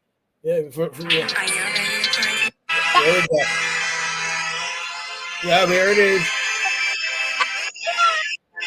Oh, wait! Before you continue that, I have to give a big shout out to my brother. So he goes by, and I keep saying this wrong, so I'm gonna try to do this right this time. He goes by Sean Navi. So it's Sean, which is SHAWN space NAVI, which is short for navigation. I think that's why he called himself Sean Navi, because it was kind of like him navigating through life type thing. I think he just did one of those creative things, and that's smart. Because before that, it was STC Productions, which was his first middle last name initial. Okay. He produces my stuff, so of course that's one of his latest producer hit credit and mix mastered, and he does it all. Oh my goodness, he does it all. He's sick with the video, sick with the camera, everything. The beat. Listen, once that 845 show comes, I'm gonna need. I got one. Veg is gonna be the interviewing media, but then I have two different camera medias I would like to use. But he's more than welcome to come into the fold. He will love it. Oh my gosh, I might even learn something new with listening to him, because let me tell you something about my brother. That dude is different. Like, we're talking about, how Kanye West is labeled as your genius producer, although maybe a little quirky in some ways. For the most part, he's like one of a kind. My brother is definitely, I wouldn't say he's just like Kanye West as far as the quirky part goes, but he's definitely a unique, talented. That dude's different. I got lucky, because I don't even know how it happened. I just know I got lucky, because I was like, I need a producer. He just so happened to be the producer I needed. And then he was like, I need an artist. So I'm like, well, where we going? Well, let's get it going. the producer. I mean, and it's crazy because even before my brother became the producer, because he started doing the produce. Well, he started doing the like the hits that I worked like that I have out. He's worked on that since he was 13, but I'm sure he definitely made other beats even down to when he was 11. But before he started getting into the producing, I was actually producing my own stuff, using like your mix crafts and your garage bands, Logic Pro, before it became FL Studio was kind of like, well, FL Studio is my brother's thing. I kind of dibbled and dabbled FL Studio, but I didn't really use that as much as like your Cubase and all that stuff. But yeah, I was dibbling and dabbling, and I still kind of did. Like, I co-produce with my brother on certain tracks, depending on the project. Because I know there's a couple songs that's actually coming out in 2025. One of which, I guess I'll talk about. I'll say it here first because it's not really a surprise. So recently, I was able to link with the Ladies of Sky, which was back in the day called Sky, SKYY. They did songs like "Here's to You," "Let's Celebrate," "Call Me." Everybody knows. Well, the main hit that they had back in the day was "Call Me." They have plenty of other hits too, but those are the three that I could think of on the top of my head. Okay. And my dad had an Alpha Gala event not too long ago, this past month, or this month, that they were special guest performers, which they're on tour doing now. And I had the lucky privilege to do a remix to their "Here's to You" song called "Cheers," which again my brother produced. Well, actually that song me and my brother produced, but my brother pretty much composed for the most part the whole thing. Okay. And I'm just excited for y'all to hear it because when y'all hear it, it's definitely Jersey influence mixed. So it's giving like disco meets Jersey Cub mixed hip hop trap. Like it's gonna be. I'm hoping it's going to be the takeover 2025. I'm just gonna say it here first. So if it does, Mike, you get the exclusive on the other You platform. want to listen? Yo, people come on here and they be like, I don't want to say. Then they be like, I'm just gonna say it. Like, listen, I'm with it all. I also have another show called Mike's Music Corner. Let's go. I dabble in the music. Yeah. We do a lot of things. A lot of things. That one's a little more spread out because it's usually needs some projects to talk about to put forth with that. Yeah, exactly. I'm so here for it though. You know? It's so much in store. Like 2024, I felt like it's been the foundation for what's about to come for 2025. So I must say, like a lot of good things I feel like are in store. But I'm so grateful for 2024 because I think with how things have been formatted for me for 2024, I've definitely been on the more fortunate end this year. So I am looking forward to see what 2025. I think 2025 is going to be the result of what I formatted myself in for this year. So let's see how things go. Let's get it. So, when did you start taking music seriously and you knew you wanted to make music? Probably when my brother started producing. I'm gonna be honest with you. Like my first recording hit. I mean, although I did record other sounds, like the cassette tape thing I was telling you about and all that stuff. But when I actually started recording, like where I got music copywritten and then eventually released and all that stuff. What the first hit was "Breeze," which is on my Viviology album that was released in 2021. That my brother fully produced, and when I realized that my brother was producing, when I first heard that sound, I thought it was a YouTube beat. So when my brother was like, "No, I produced it," and I said, "Yeah, okay," and I was like, You're not kidding, right?" He was like, "Yeah, no, I'm not kidding. I can show you." And I was like, "Oh shoot, okay, show me." And he showed me the stems, the whole breakdown, his FL Studio thing, and all of it. And ever since then, I was hooked. I was like, "Oh, I know exactly what to do with this song." And it's crazy because, like, with me with songwriting, is as songwriters, it's a unique thing because you either can songwrite based off the feel of the beat, or you songwrite based off your experience in hopes that the beat fits within it. And I've always been the type of songwriter to kind of just go with the beat or go with what it makes me feel. So when I heard "Breeze," the sound of it made me feel calm. And it kind of felt like I was in the breeze, which motivated me to say breeze. I was like, okay, I already know this song is called Breeze because it just reminds me of a breeze. So then when I kind of got the concept, the words with it, like I was kind of just like, like when I write, sometimes I don't know what I'm going to say. I kind of suck at freestyling, but I'm very good at free writing. So for me to get into the process of writing something new, I kind of start off with mumbling a little bit. So I'm kind of like playing around with different flows, and I'm like no no no no no no no no no no no no no no no no no no. And I was like, does that fit? I don't know if that fits. Then I'm kind of like, what cadence would go with that? And I'm like, every time that I look at myself, I see myself, I feel myself, I flow, flow, flow, flow. And then after that line, everything else was easy. I don't even know how to explain it, but everything was so easy. Well, Yeah, it was just like Breeze was just one of those songs where I was kind of just able to just vibe and then kind of just had a life of its own. And ever since then, we've just been making songs after songs, hits after hits, and then it kind of just had a life of its own from there. And now what you know now is how it came about.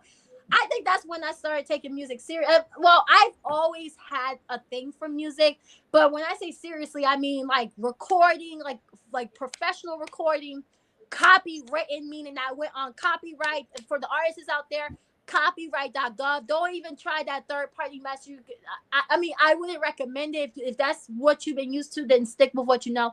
But me personally, I want the real thing. I don't want to be dealing with all these scammers. I'm sick and tired of that iffiness when it comes to things like that. Go with the real deal. It might be more expensive, but trust me, it's worth it in the end. One time fee. Do your copyright.gov so that if somebody tries to steal your stuff, copyright.gov will license it so that it will protect you from getting that stolen, and you don't gotta worry about no one trying to hijack your stuff. And then of course when you do the actual releasing, whether it's DistroKid or United Masters or whatever you're using, TuneCore, which I used to be under before I switched to distro. I think that was probably when I started taking it seriously. Literally, when my brother started producing, or when I heard my brother make Breeze, that's when I started doing it seriously.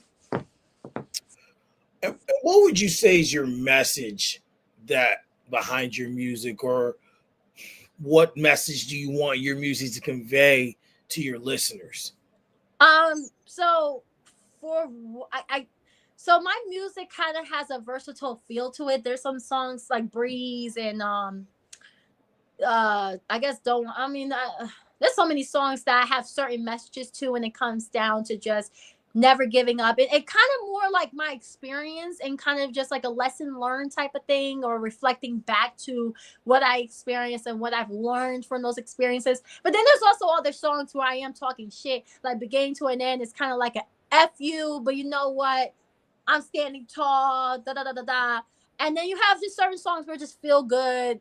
We're lit, like Pume, we lit. Like there's no Yeah. message as far as like, um, but I want people to feel good for the music that doesn't really convey a true message. Where whether it's like your Jersey Cup hit or hip hop or pop cup, because I got some cup hits coming out soon too, like actual like house. So that's Okay. but as far as like the songs I have out now, that's from Veve and some singles that came out for my upcoming album Reflection Part 1 and 2. I want just people to either be able to see it for what it is, I guess. Like not I want it to be, it's kind of hard to explain because the message I would convey outside of my music is just to be yourself. Don't hold back. Always learn from your lessons, or try to learn as much as you can from your experiences, and don't let that stop you from what you're doing. And really just remember that life is temporary. I always kind of convey that in some of my music, that life is temporary. So just make the most out of it, and really enjoy life, and live in the moment, and really go through the emotions and the experiences that you're going through so that you have something to look back to. And whatever lessons you learn, whether it's an L or a W, you own it and you just keep it pushing type of thing. And I've always conveyed that type of tone or that tonality in the music that I put out in the general aspect. But also, I mean, as far as just like if I were to go based on specific songs, of course, each song has its own convey to it. So Right. like Beginning to an End, I'm kind of going more like wow, you did this to me. Well, this is where I'm tired of the beat. I'm not gonna curse. Bull, getting where they fit. And I'm like, I'm talking about how I'm like, I'm tired of these people trying me. And I'm like, I know how this goes. I'm back on my toes. I've seen this before. I'm high to my lows. And I say this for slow to the back of my foes. I don't care. You know what I mean?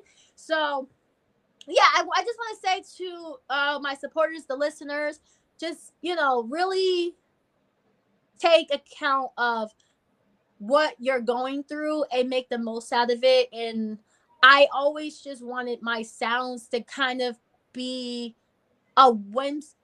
I'm wording this wrong. I kind of just want to be a contribution in another element in today's generation of music, where you don't have to put yourself in one box, and also be relatable to the people that might be experiencing something similar, or just simply just being you and being in your experience, and people seeing it for what you're you know you know I might be wording this wrong, but something I like know what that. you're saying. I know what you're conveying. Yeah, exactly. Yeah, I always just say be you, and just be true to who you are. You don't have to compromise yourself to be somebody that you're not. I would never have a song that would portray that. um Even as an actress, I just never really believed in, I mean, unless you literally are being a character outside of you.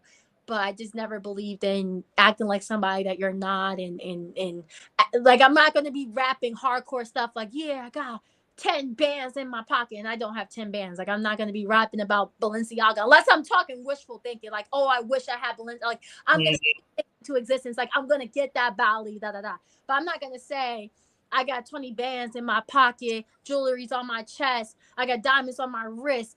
I'm that bitch, and I'm going to rep the city in my Tesla car.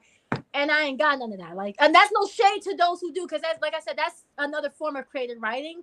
But Right. for me, I don't want to convey something that I'm not truly living. And I just always felt like if I rap about something that I either experience or that I want to manifest, or something I'm just kind of just having fun in, that's kind of the lane I like to be in. But music is music, and I just want people to enjoy it. And if you don't enjoy it, that's okay, because I'm still being me. So, That's all that matters, right? You gotta be unapologetically you. exactly. And that's the message I would convey to the people. So I want you to name 6 artists. 3 local artists you would like to collaborate with, and 3 industry artists. Okay. The industry. Hip hop, I bring you R&B, whatever. um would it count if it's those I already started working with? Because I have so many artists I want to work with in general. It's kind of hard. Okay, so I will say this. I have not worked with Ramada yet, and we've been doing events for all these years, and I have yet to do a song. I haven't done a song with Salaya. I would Yeah, love to do a song with I about had it with the 3 y'all. yeah, Not getting this happening. yeah, Like, yeah. I've been on Andromeda's behind like white on rice about these 2 collabs, and she like, Oh, we gonna do it, and I'm like, listen, y'all better, like, because this is some bullshit. Right on the air. we said the This same thing. this is some bullshit. Like, I'm about to just drag y'all in a room.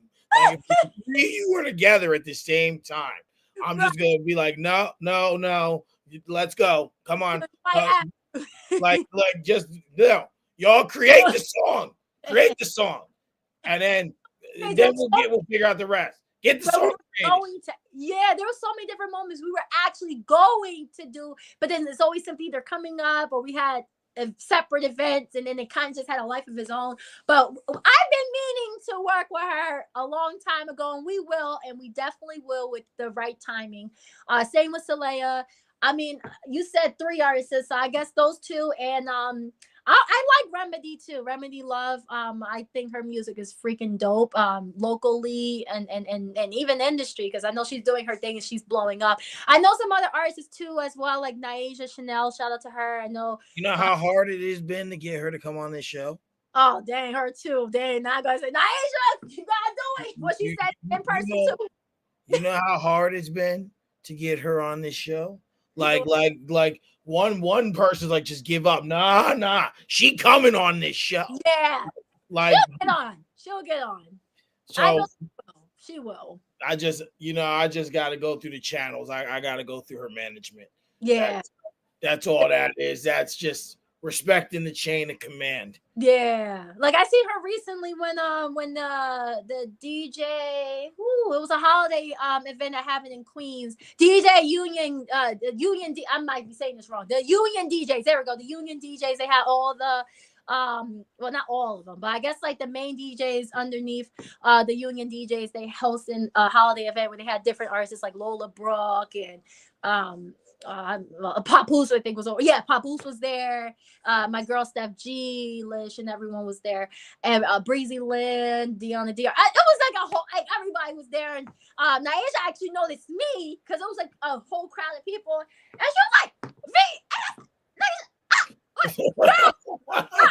now we gotta link up because how am I seeing you and we have yet to work? Like, this is crazy. It's crazy because the ones I see the most I have not worked with. Like this, like we're gonna get it done. We're gonna get it done for sure. Before you go on, you know what's crazy? So that that same Mavor weekend that I seen you, they did a fashion show on Sunday that you were supposed to host originally. Yeah, and then you got changed around. So I'm there, and Naisha performed in the middle of that show. Oh, nice. So, but here's where it gets weird. I took pictures of her, whatever, and she said her name. Nothing of it. Then like literally like 3 weeks ago, randomly, I'm like going through old pictures, and there's like 30 or 40 pictures of her. And I'm like, hey, this son of a bitch. And like how did right. how do you like in that moment, I wasn't thinking of it. Yeah. And then I'm just like, this is some bullshit. This is I was mad as hell. I was mad as hell at me that I let all this time go by, and I'm like, this whole time, like I have seen you perform. Like you this is some shit. Like this is some shit. I was mad. Dang.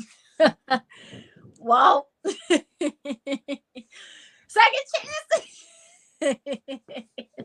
This is some bull. I'm mad. Oh no.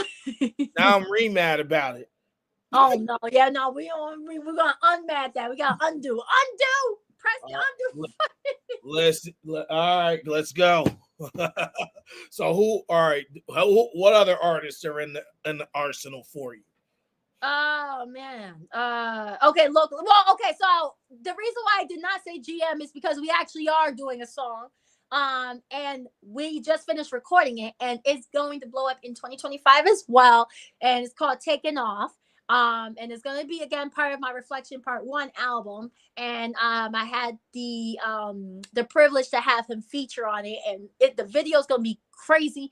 Though it's going to be like, I know I keep saying Jersey vibe, but this is going to be it. Like, this is the one. Like, DJ Drewski of them, they're going to sign on this shoe, and it's going to be big. So I have recently just worked with GM, because if we didn't do that, then I would have said GM as well, because we had, up until we did the Taking Off song, I haven't done anything with him neither. But now that we did, now I can be like, okay, he's we're good with him. I'm looking forward to that. Yeah, no, it's gonna be crazy. Like y'all gonna be in for a surprise. I'll just tell you that much. Yeah. Okay. There's so many artists in the 845. There's some others I have connected with. Oh man, I'm just blanking out. Like, I know like Captain Tsunami, he's from Middletown. We haven't done a song yet. I know we've been talking about working on one, but we just haven't yet. But I know he had his project out. He's gonna kill me because it was purple. He called it Purple something, but I know he recently had his album out and stuff. Okay. And it's so many artists. Rose Mariah, I know she's doing her thing. Wow, there's so many artists. Like, when you know of so many, you blank out, and it's like, no, I know a whole bunch of them, but I really cannot think right now. It's crazy, but there's a lot of artists. It's like, in general, honestly, anybody supportive in the 845 that's doing their thing, even those I'm not familiar with, but I'm sure I came across. I'm down to work. I'm like, let's just do it. Let's do it for the one up, because once everybody blows up and everybody's schedule starts getting messed up, it's a wrap. So let's just do it. Like at this point, just get it done. Like Right. listen. I'm gonna put in I have a request list of artists. So yeah, Andromeda, Solea. Mm-hmm. Yeah, those have to happen. It's a must, and they know it too. They know. Like they just have to happen. It's just the right thing to do. And if Yeah. it isn't right for you or the rest of the people, it's right for me. Right. I'm being selfish right now. So we gotta do it for you too. Yes, and that's what we need. Yeah. But listen, we got to take a step outside the 845. You need to do a song with Hidden Jewels too. Oh yeah, yeah. Oh no. So me and Hidden Jewels, we definitely talked when we were at the Showtime Battle League event. And yeah, we're doing some work soon. We haven't locked in a song yet, but when we Oh, we froze. it will be legendary. Trust me, y'all in. There's a lot of songs that I actually did collaborate with. There's so many of them. Like, y'all gonna find out in 2025. Y'all find out. But Hidden Jewels is definitely on my bucket list. Queen Jewels too is so many. It's so many. Oh my gosh. Oh yeah, and Remedy too, because Remedy, yep, her too. yeah, We're gonna do yeah some. she does her thing. Like I said, she's been on this show 3 times. Yeah. You I know, well, not the full episode, but at least I seen clips that when you showed me, and I kind of went in the YouTube frenzy and saw, and I was so proud, so proud. And I well, came a long way too. So just watching her story, and the beginning and how she established herself from that situation, and now she is where she is, like, is remarkable. It's crazy. absolutely. Are there any industry artists you want to name in there? Oh, so many. So, uh, wow. All right. So obviously it's a way longer list because it's way more that we would know industry wise. But so I always said that I always wanted to have something with Lil Kim. I made that like bucket list. I always wanted something with Missy Elliott. I I always had a dream that I was gonna do a song with Sierra, and it's gonna be called Move. I don't know what exactly it's gonna sound like, but me and Sierra got that little matrix thing going on. And I feel like me and Sierra's styles would kind of fit together, and I feel like we have that futuristic thing going on. So I definitely would like to experiment that with Sierra. Um, Chris Brown, we making hits and gold. So I feel like anything Chris Brown touched would be crazy. So I feel like if he touched one of my hits at this point, like it's life. I know, of course, it's a controversial I mean, because people still to this day, based off the drama that happened with and Rihanna, like Rihanna's like number one. I know right now she's kind of focused more on the fashion stuff. Obviously, Rihanna would be my number one pick if she were to get back into the music side of things. But yeah, so I would say Chris Brown too, just simply because, for one, I mean, that dude is like, everything he does, like musically it turns gold. Like, I mean, despite how you feel about him personally, that dude is talented. And speaking of talent, I mean, everyone's gonna say Beyonce is wishful thinking if you don't say Beyonce to collaborate, but that's always been on my bucket list. Nicki Minaj, of course, none like having a song with Nicki. But then, of course, I'm conflicted to say Nicki without saying Cardi. And I always wanted to work with Cardi too. Honestly, there's a lot. Like, yeah, it's gonna be one of those situations where I'm gonna be working with pretty much everyone that I could work with. Jada Kiss, the locks. Maybe I should have said that first. Yeah, maybe I should have said that first. Jada Kiss, yeah. Jada Kiss, Busta Rhymes. I met Busta Rhymes before, but I never spoke about the music side of things. So honestly, there's too many to name. I don't know. I mean, if Aaliyah was alive, she would be my number one. But yeah, there's a lot of them. Yeah, I mean, listen, there's so many artists out there, industry wise and locally, you Yeah, know, and like even like like a name like Yellow Pound Cake crosses my mind, you know. yeah. And sometimes you can even see where we can go. Like, I love Oswin Benjamin. I love what he's doing and what how he studies his craft. Um, to just the beast lyricist, how he's become. And and it's all about just putting in the time and studying your craft. And you can go anywhere you want to go with your music. Yeah. You just got to stay consistent and stay hungry. Yep. Yep. And don't stop. Stay hungry, and you just have to keep putting out material. As for reflections part 1 and 2, I don't know how much you're willing to give away, but I'm going to ask anyway because you brought it up. Yeah. So, will this be two separate projects? Um, and if so, how many songs on each one? And when can we expect a possible release? So the short answer is yes. It is. So it's the the way that reflection is broken up is kind of unique because it is two separate albums, but then we're also going to do a deluxe album that's going to combine all of the songs into one. So the first part of reflection, which is reflection, I guess numerical number, the I or one, is going to consist of, I think, 15 songs. Of course, I think five. Well, now that we got Pune release, I guess that'll make it. Well, okay, so we have Beginning to an End, Birthday Twin, Con, Pune, and there's one other. Oh, and Up From Here. Those five are released out of the 15 songs that's in total of Reflection 1, which would mean there's 10 songs that are not released yet. Right. That would be released with the album. So Pune is actually the last single song that would be released off Reflection 1 before you see the album. I don't have a definitive date, but I am anticipating Reflection 1 to be released sometime in the beginning half of 2025. So anywhere between February and March, I would estimate it, but you'll definitely get an announcement next month on the anticipated date for that, because we are still working on pushing the single for Pume as well as the Simple Simon song, which is not part of any album, but it is another song that we're pushing out currently because it was released, but we just haven't done any promotional push to it yet because we're still pushing Pume. But those songs are definitely going to be in the focal point next month into February. So then it gives us some time to push out the actual full album of part one between the February to springtime, I would like to say. Now, Reflection 2, no, before I get to Reflection 2, Reflection 1 is kind of more of your hip hop generated sound based off the aesthetic of my music is kind of more in your hip hop rap category, maybe some unique sounds in between. Jersey, of course, you got some Jersey mix in there, but definitely hip hop influenced. Up From Here kind of got a little bit more of a popish sound to it, but it still falls under your hip hop category.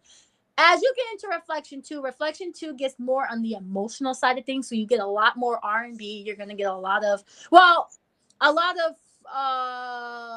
pop soul. I don't know if there's a category name for that, but definitely some R&B influence. House, you're gonna get some house, and I mean when I say house, I don't mean Jersey. I mean, you're gonna get Jersey sounds from most of my songs anyways because I'm from Jersey.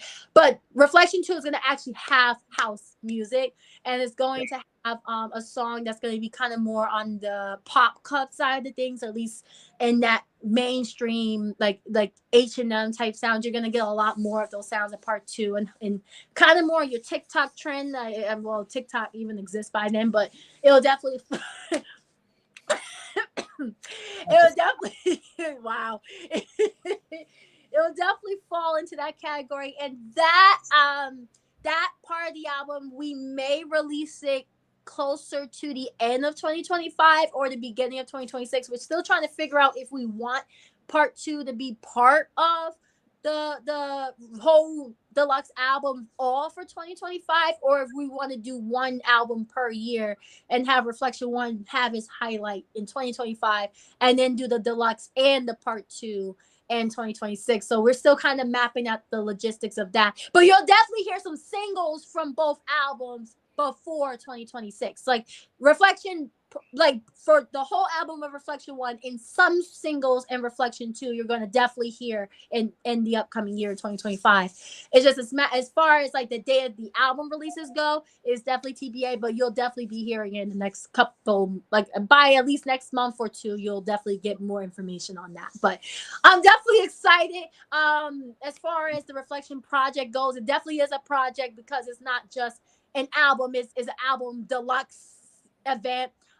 It's gonna definitely tell a story from beginning to end, literally, because that's the start of the first song of Reflection 1 is beginning to an end. So it literally is going to be the beginning to the end, where it's going to take you to a whole journey, which is the last song of Reflection 2. Ooh, And okay. anything in between is going to be a roller coaster. So you're definitely going to be in for a ride as far as the project goes. You're going to see a lot more versatility in my sounds, and a lot more sounds to introduce to the industry. So yeah, I'm looking forward to it. I'm excited.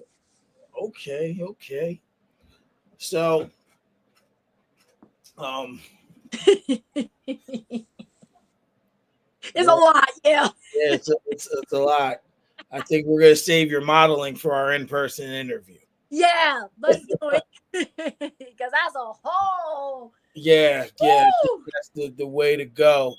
So, what um what upcoming shows or performances do you have where people could see you perform?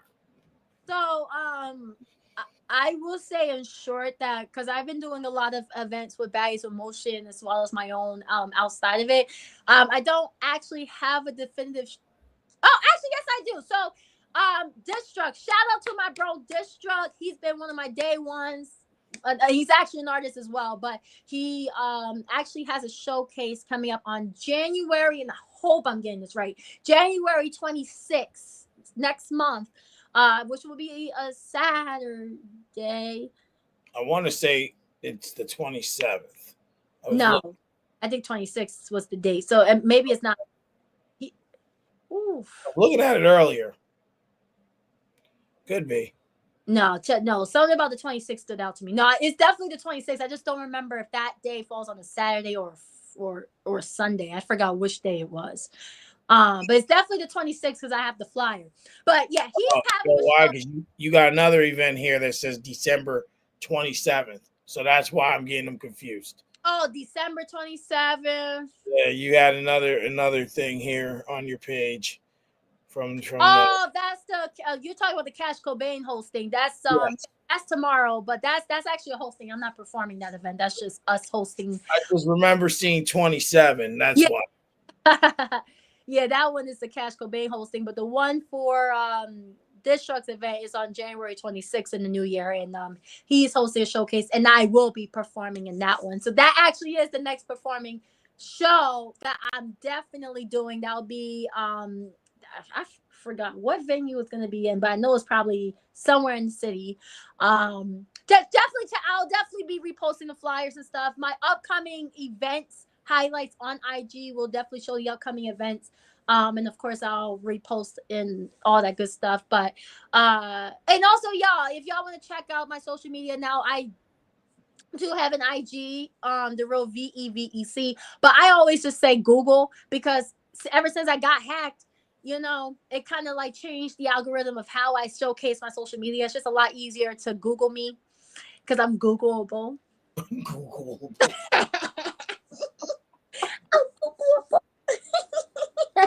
And I'm Shazamable too. I checked and saw it.